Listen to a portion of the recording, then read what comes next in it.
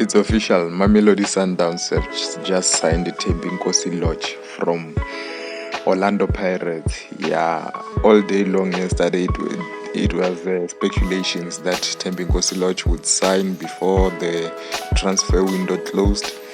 Yeah, so everyone thought maybe the deal was not going to go through.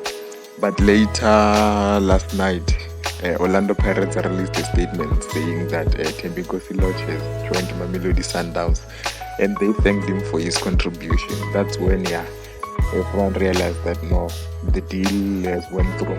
So I want to hear your thoughts down below. What do you think of this move by Mamelodi Sundowns? Yeah, they have made a statement.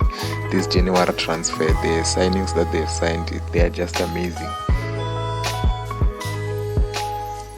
So I want to know, what do you think Mamelodi Sundowns will do? Like, how will they play Thembinkosi Lorch? Because